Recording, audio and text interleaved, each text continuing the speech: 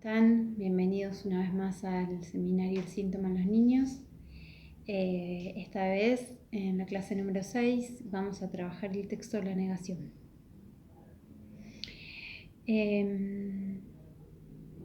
La negación es un texto que Freud realiza posterior al cambio de la tópica, posterior al yo y el ello. Son textos que se van a constituir luego de que en 1920 hiciera el cambio también en la teoría pulsional. Pero este texto me interesaba para trabajar el síntoma en los niños porque yo creo que elabora acá una idea de lo que es la primera simbolización. Cómo se constituye el yo en operaciones que están en el origen. Cuando veamos pulsión y destinos de pulsión, vamos a ver que ahí también va a establecer todas las operaciones que están en el origen respecto del yo, articulado a lo pulsional, a las pulsiones primordiales. Este es un texto muy cortito, pero muy complejo, de cómo se va estableciendo el origen de la simbolización y del pensamiento. Dice Freud, más o menos a mitad del texto, que el estudio del juicio, porque va a hablar de dos juicios, que el estudio del juicio nos abre por primera vez la intelección de la génesis de la función intelectual a partir del juego de las mociones pulsionales primarias.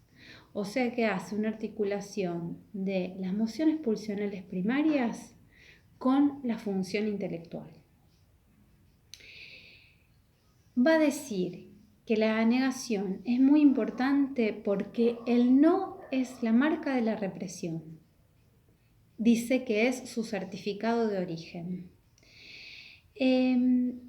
Ahora, ¿cómo se estructura, cómo se arma el origen de la simbolización a partir de las pulsiones primarias? Esta es la clave para leer el texto de la negación. Vuelvo a decirla. ¿Cómo se estructura el origen de la simbolización? Si ustedes quieren, el origen de la palabra, el origen del inicio del sujeto respecto de las pulsiones primordiales. Entonces, para explicar este contenido psicológico, va a hacerlo desde lo que él llama función de negar, del no. Si ustedes ven el texto, primero realiza un ejemplo de la clínica, hace una articulación con la interpretación y después empieza a desarrollar lo que es el no, la negación, como función de un juicio. Entonces, en esta función del juicio va a establecer dos juicios que tienen que existir para poder negar. Dos juicios que tiene que haber en el origen de la simbolización. El primer juicio es el juicio de atribución. ¿Qué quiere decir el juicio de atribución? Es que se le puede atribuir una propiedad a una cosa. Ustedes acá verán que va a poner el ejemplo de bueno o malo. Van a encontrar ahí una articulación con pulsión y destino de pulsión porque es en ese texto donde dice que todo lo que es bueno va a ser introyectado, va el yo a querer incorporarlo dentro del yo. Entonces, se atribuye una propiedad a una cosa. Primer juicio de atribución. Segundo juicio es el juicio de existencia, dice Freud. Lo define de esta manera, es admitir o impugnar la existencia de una representación o de una realidad. Fíjense si esto no nos lleva a pensar en la vivencia de satisfacción o en la vivencia de dolor, donde, bueno, esa cosa tiene que existir en la realidad. Entonces dice Freud que en la función del juicio tiene dos decisiones que poder adoptar, ¿no? Entonces, en este juicio de atribución, lo malo queda del lado de lo no placentero, del lado de lo ajeno al yo. Y aquí se va metiendo Freud en otro problema, que es el problema del afuera y del adentro. Freud dice que en el inicio no hay distinción del afuera adentro. Y en el inicio no hay oposición sujeto-objeto. Esto quiere decir que se empieza a construir en el origen de la simbolización. ¿Con qué? Con este juicio de atribución, con atribuirle una propiedad a eso que existe. Luego viene el juicio de existencia. Dice Freud ahí, ahora ya no se trata de si una cosa del mundo percibida debe ser acogida o no en el interior del yo, sino que algo presente como representación dentro del yo pueda ser reencontrado también en la percepción.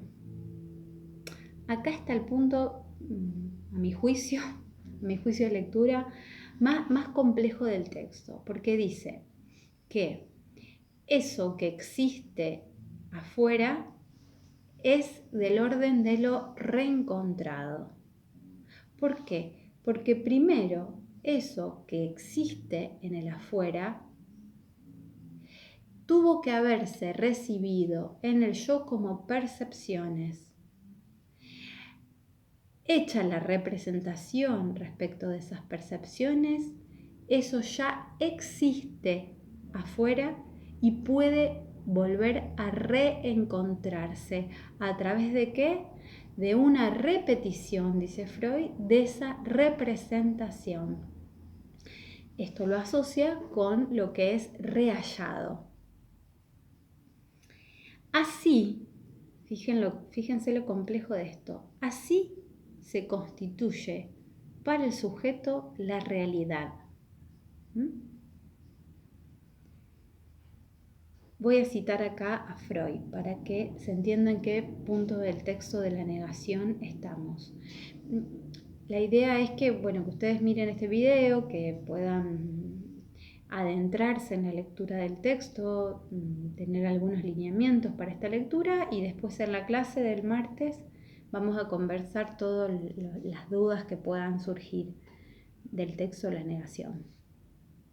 Dice Freud, lo no real, lo meramente representado, lo subjetivo, es solo interior.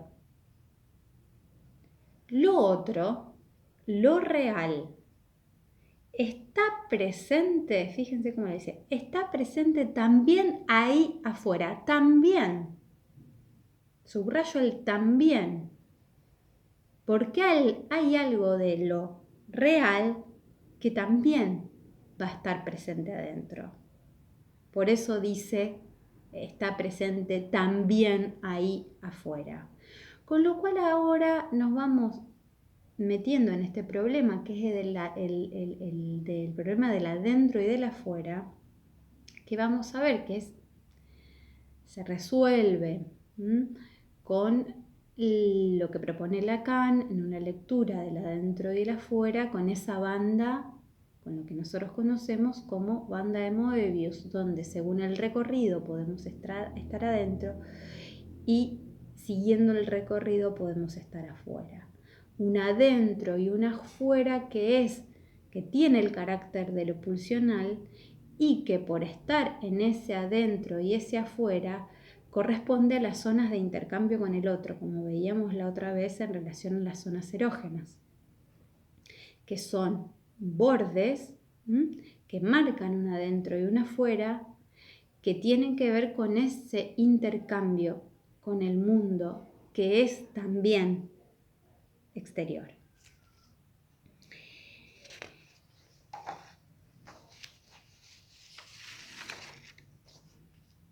Bueno, recuerda aquí en este punto del texto Freud que cada representación proviene de una percepción, esto ya ustedes lo conocen, y que las representaciones son repeticiones de esas percepciones.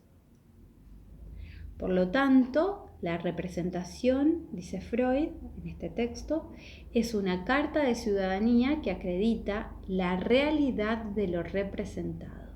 O sea que esa realidad se hace psíquica una vez que pueda estar inscripta, que pueda haber representación de esa realidad. Es así como la realidad entra en el yo. Entra y lo hace. La oposición, sigue Freud, entre lo subjetivo y lo objetivo no se da desde el comienzo. Esto también vamos a anotarlo como lo trabaja en Pulsiones y Destinos de Pulsión. Solo se establece porque el pensar posee la capacidad de volver a ser presente, reproduciéndolo en la representación. Algo que una vez fue percibido, o sea, no tiene que seguir estando ahí. ¿Por qué no tiene que seguir estando ahí?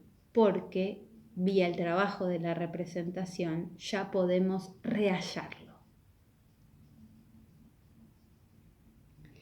En este punto del texto, Freud dice que hay condiciones para que se instituya el examen de realidad.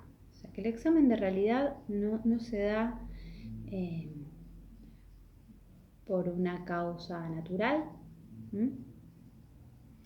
sino que la realidad es aproximada a ese yo según condiciones.